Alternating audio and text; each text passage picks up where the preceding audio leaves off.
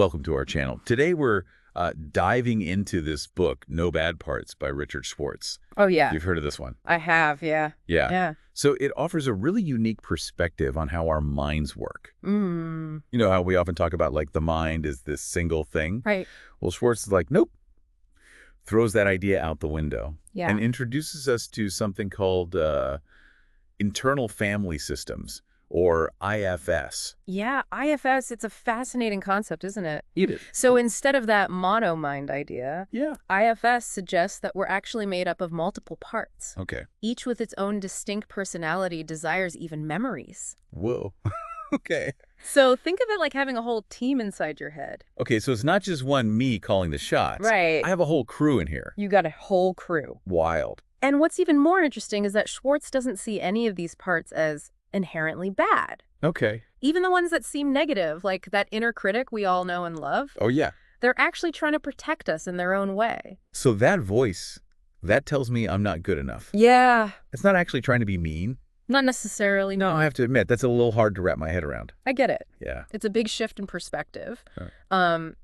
But think about it this way. Okay. Imagine a really overprotective bodyguard. Yeah. They might be a little rough around the edges, but their ultimate goal is to keep you safe. Mm-hmm. Your inner critic might be similar, trying to protect you from things like failure or rejection, Right. even if it comes across in a harsh way. Oh, okay. That analogy helps. Good. But if we have all these different parts with their own agendas, Right. who's in charge? Right. It sounds a little chaotic in here. Yeah, well, that's where the concept of self comes in. Okay. The self, as described by Schwartz, is our core essence of wisdom and compassion. Interesting. It's not another part, Okay. but rather a leader, a source of clarity and calm amidst all the internal chatter. So kind of like a wise inner guide who can help Yeah. us navigate all these different parts. It's exact. I'm starting to get a sense of why this book is called No Bad Parts. Yeah. It seems like it's all about understanding and working with our inner world, even the messy bits. You got it. Yeah. And one of the key takeaways here is that understanding these parts can be incredibly empowering. Okay. Instead of feeling overwhelmed or controlled by your emotions, Mm-hmm. you can start to relate to them with more curiosity and compassion. Okay. You can begin to understand why certain parts act the way they do, Yeah. what they're trying to protect you from, Yeah. and how to work with them more effectively. That sounds a lot more peaceful than my usual approach of just trying to shove those uncomfortable feelings down. Yeah, I hear that. But where do we even begin? Right. This inner team of mine feels a little overwhelming. Well, Schwartz breaks down these parts into three main categories: Okay. exiles, managers, and firefighters. Okay. Let's start with exiles. Okay. These are the parts of us that carry pain, trauma, or shame from the past. They often feel like vulnerable, hurt children who need our attention and care. And managers, Yeah. are they the ones keeping things organized in there? In a way, yes. Managers are the parts that try to keep those exiles hidden and protected. Yep. They want to prevent those painful memories and feelings from resurfacing. Mhm. So they develop strategies to keep you safe. So my need to please everyone could be a manager trying to protect me from rejection or conflict. Exactly. That makes a lot of sense. Yeah. Okay. And while their intentions are good, managers can sometimes become a bit overbearing or controlling. Right. They might show up as that inner critic we talked about earlier, Yeah. or as a perfectionist, or as someone who constantly seeks approval from others. Mhm. They're trying to keep you from getting hurt, but sometimes their methods can backfire. Okay. I'm starting to see how this all fits together. Yeah. What about firefighters? Yeah. Do they show up when things get really heated? You got it. Firefighters jump into action when exiles DO get triggered. And they often use unhealthy coping mechanisms to try and put out the emotional fire. So if I have a presentation at work Yeah. and my manager part starts panicking about messing up, Mm. a firefighter might jump in with a sudden urge to binge eat or doom scroll on social media Right. to numb the anxiety. That's a great example. Yeah. They're trying to extinguish those uncomfortable feelings in the moment, Right.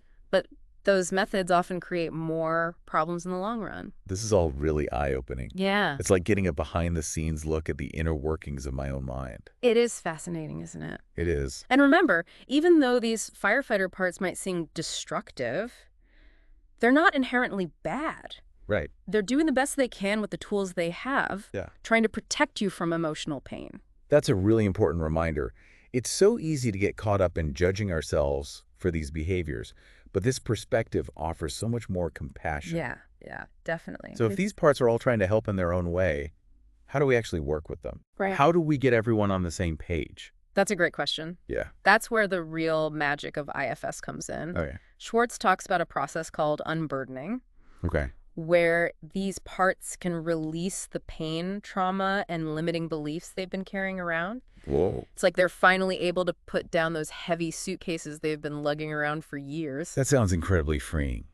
But how does that actually happen? Yeah. How do we help these parts unburden themselves? Well, it starts with creating a safe and compassionate space within yourself. Okay. Remember that self we talked about? Yes. That core of wisdom and compassion? Mm-hmm.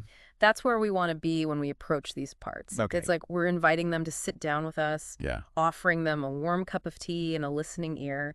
We want to understand their stories, what they're afraid of, and what they need to feel safe and whole. I'm picturing this inner sanctuary where all my parts can finally feel seen and heard. I love that imagery. Yeah, it's a nice image. But I imagine it takes a lot of patience and courage to really listen to these parts, especially the ones that carry a lot of pain. It does.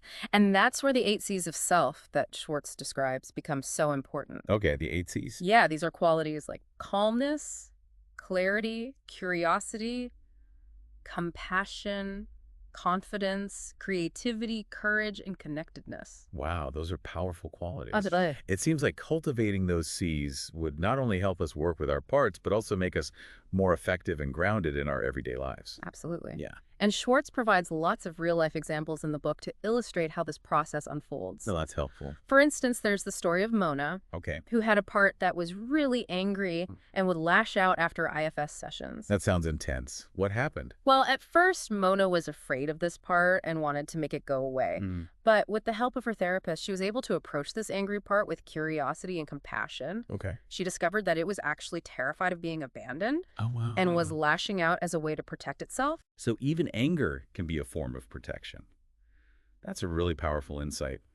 What happened when Mona understood that part's fear? Things shifted dramatically. Once the part felt seen and understood, it was able to calm down.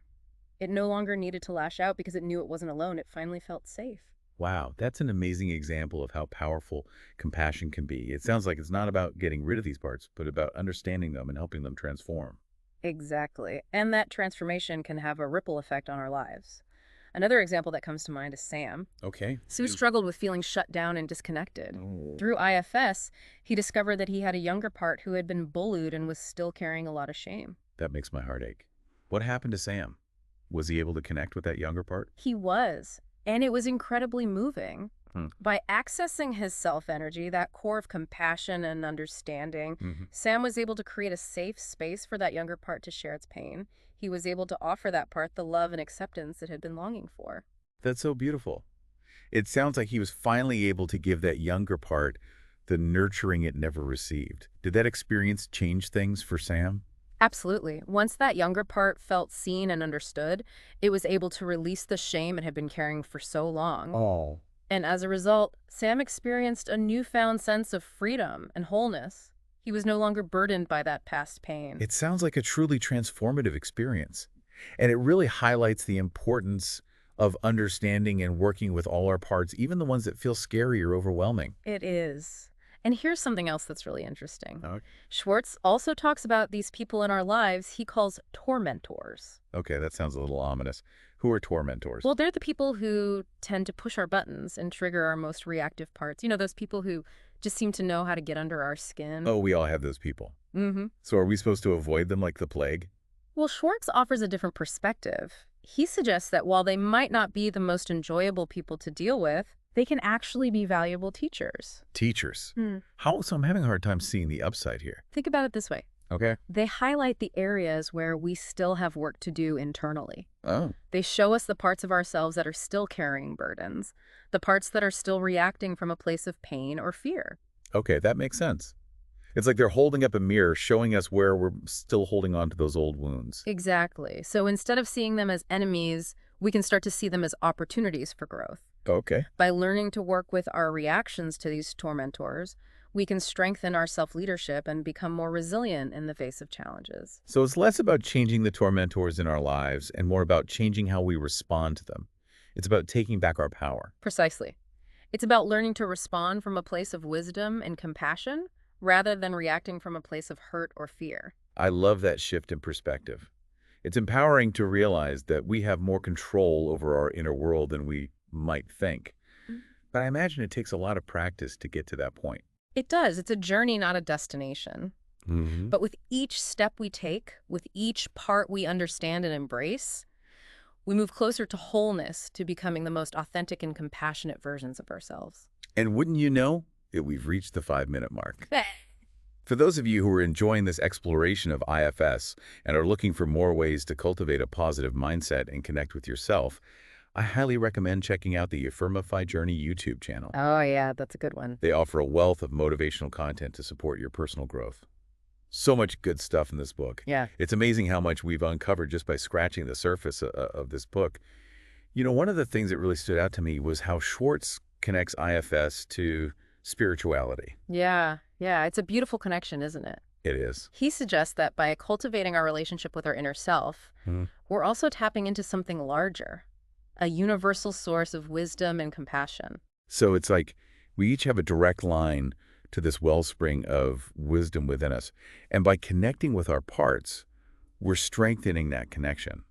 I'm curious, how does that spiritual aspect show up in the IFS process? Well, Schwartz talks about this concept of self-energy, which has a lot of overlap with spiritual traditions that emphasize interconnectedness and oneness. Right. He believes that by healing our inner world, by creating harmony among our parts, Yeah. we're actually contributing to the healing of the world around us. That's such a powerful idea. It's like our inner work has a ripple effect, extending outwards to our relationships, our communities, and even to the world at large. Exactly. It's a reminder that we're all interconnected and that our individual journeys of healing and wholeness are ultimately part of a larger collective journey. That makes me think of the saying, you can't pour from an empty cup.